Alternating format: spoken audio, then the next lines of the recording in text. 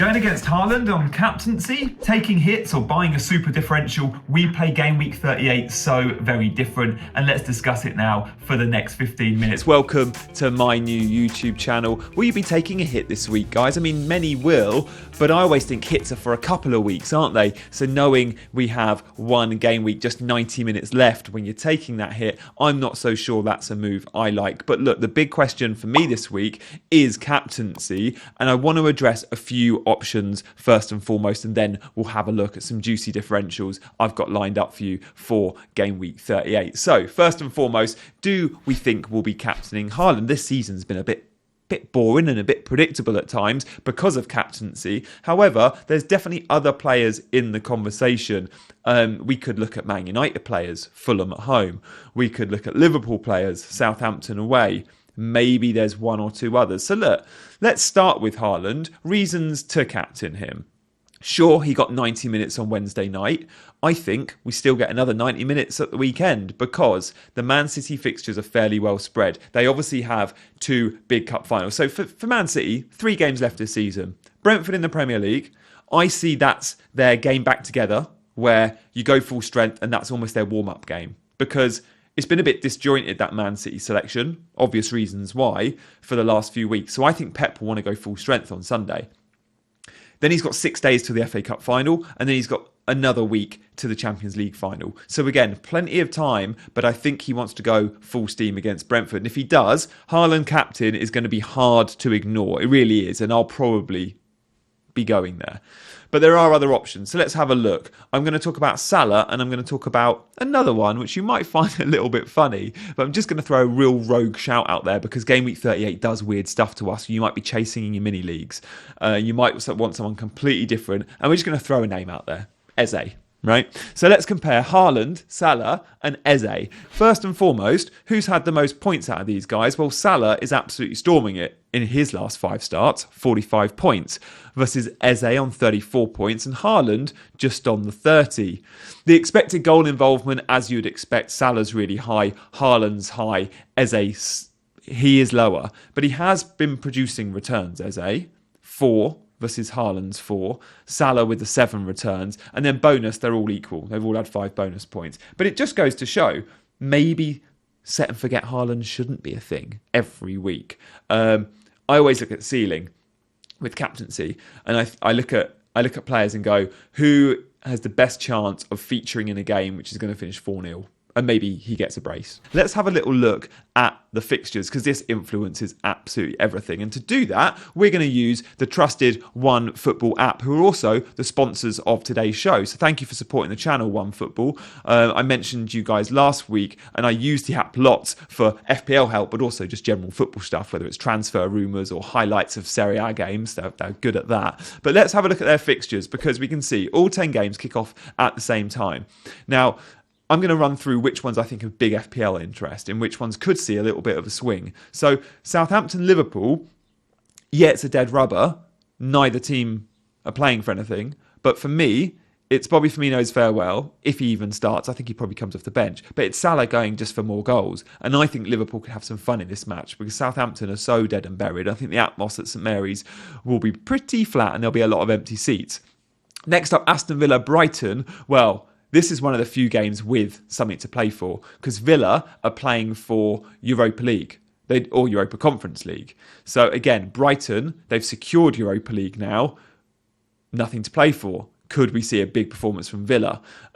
Brentford, Man City, I've already spoken about. Chelsea, Newcastle. Don't sell your Newcastle assets because Chelsea are rubbish. Now, Palace, Forest is an interesting one because that's one of the ones I've marked for a big ceiling game. And that's because Palace have been in some really weird results recently in goals. Like we've seen 2-2 draws. We saw a 4-3. Palace West Ham at Selhurst Park only a few weeks ago was a 4-3. You don't see 4-3s at Selhurst Park. Well, you do at the moment because they're playing with freedom and expression under Roy Hodgson. And maybe that whole on the beach thing has been good for them, right? It doesn't always have to be a negative on the beach. It can mean you don't have cloud over your head. Everton versus Bournemouth. Again, Everton, a clean sheet should see them safe. So again, I don't mind Everton defenders at all. Leeds United, Tottenham. Leeds have to go for it. Could that mean Kane is fun? Maybe it does. Leicester, West Ham. Leicester need a win. Vardy, Maddison, maybe an interest there. Man United, Fulham. Well, I like the narrative here more for Fulham than Man United because Mitrovic returns to the ground where he picked up the 8-match ban, and Mitrovic is firing at the moment. And then Arsenal, Wolves, the fixture I like the most. I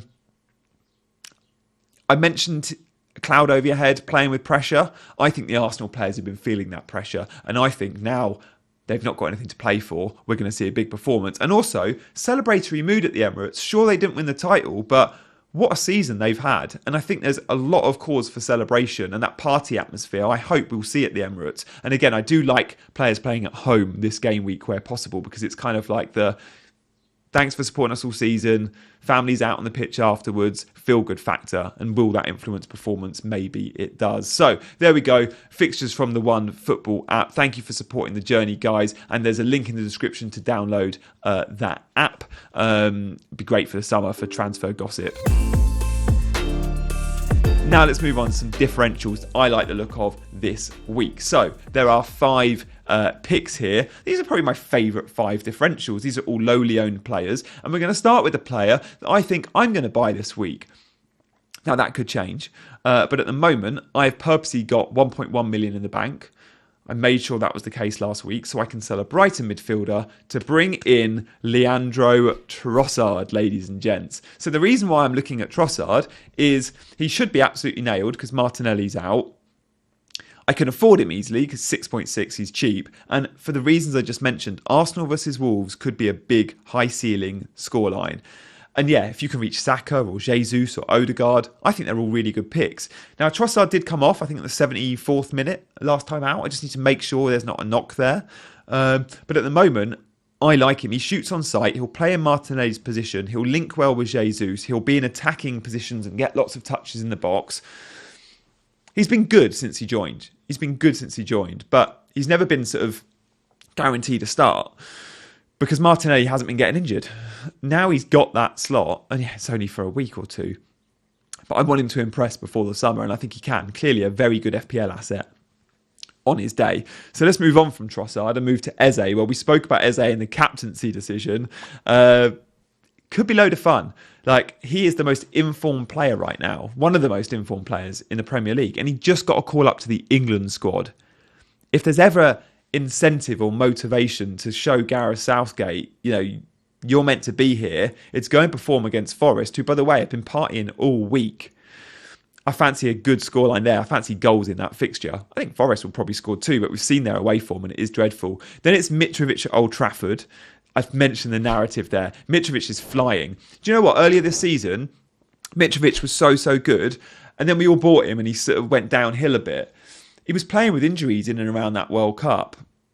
He was never fully fit. That 8-game ban has seen him fully rested. He's so fresh. And he came back with a brace on his first start back last time out. I think he scores at Old Trafford. And United are safe now as well. Remember, that narrative could have been very different. United might have needed a win to get top 4 or whatever. That's not the case now. So there we are with Mitrovic. I think he could be fun. I don't expect many to go there because they'll see the fixture on paper is really tricky. Hakpo against Southampton. Make the most of Hakpo being a midfielder, 7.6 million. I think there's good returns there. He's been dodging points recently. Goal disallowed last time out against Leicester the game before that. Missed a one-on-one pretty much. I think he's due and I think he starts. And I think Bobby Firmino probably just comes off the bench. But it is a risky one with Hakpo. There is a chance he doesn't start. Tarkowski, number 5 differential punt. I was looking at the Everton players going, McNeil played left back last time because a few are like him. McNeil, just be warned, he played left back in the last game. Let's get Dominic Calvert-Lewin flagged. And I thought, maybe you just go for a clean sheet. Tarkowski offers a bit of goal threat. And I fancy Everton to get a clean sheet. Sean Dyche, come on, you can do this. So look, maybe it's a bit of a boring one and a 6-pointer, but I don't hate the idea of looking at Everton defence. So 5 differentials to go for. As I mentioned, I think I'll be going for one of them. Let's see how I got on in game week 37 and also give a nod to how I'm looking to shape up for game week 38.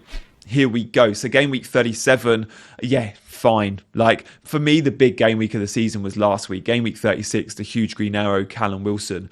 I really hope that I finish the season in the top 100k. I'll be disappointed if I don't. So look, returns so far, disappointing in some areas. Brighton assets dodging points again. Matoma, how he's not scored in the double game week, I don't know. De Gea with a 7 we take. Trippier, loads bench Trippier, didn't they? The reason I didn't buy Luke Shaw, who would have been a great pick, was I knew if I bought Shaw, I'd be benching Trippier, and I wasn't comfortable with that, so I bought Bruno instead. It would have been nice to get returns, better returns from Salah and a return from Trent. And Wilson, indeed, hit the post, missed big chances.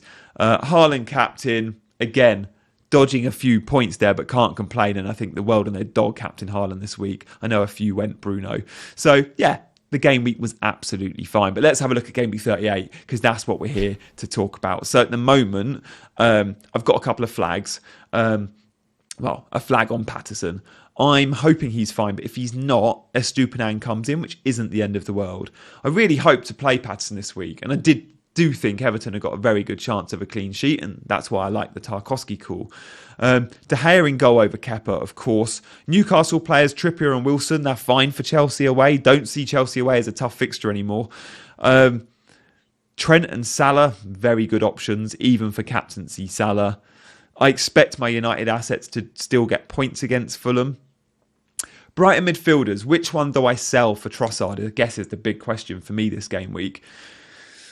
McAllister's been benched in 2 of the last 3. I think he probably comes in and starts. I think Matoma probably starts too, although he feels tired and feels like he should have a rest. So I'm still not sure. I think. Oh, I'm completely on the fence. I'll be looking for training pictures, watching De Zerbi's press conference, see if I can get anything out of them. I'm not expecting really returns from either, and I think Brighton have probably been partying. Has McAllister played his last game for Brighton even, or will this be his farewell? I think at the moment I'm probably edging towards selling McAllister, but I'm probably 49.51. It's so tight.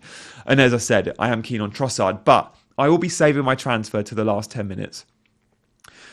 Not the last 2 minutes, just in case the site goes down, but the last 10, because we might get some leaks. And also we might get news back. Injured in the warm-up, hasn't made the squad, hasn't travelled. So do make sure you're tuning into, FPL Twitter for any of those updates, or Instagram, and I'll be on both platforms being pretty vocal, I expect. So that's how I'm looking for game week 38. I'm not looking to take hits unless I absolutely have to. Let's say I don't field 11 men, but at the moment with Botman and Estupiñán on the bench, I don't think that will be the case, and my bench options feel okay. So guys, thank you so much for watching today's stream, but also thank you for supporting the channel. You've been liking and you've been subscribing, which has been awesome, but I've got awesome plans planned, not just for next season but for the summer too, so don't switch off. Even next week, expect videos to be dropping on Monday, Tuesday. We're going to do an FPL awards. We're going to do maybe some other cool content early next week. So do stay tuned. We've got a little surprise for you guys. But for now, I'll love you and leave you. Hopefully you get some juicy green arrows. Thanks again for all your support, and I'll see you on the other side. Good luck, guys.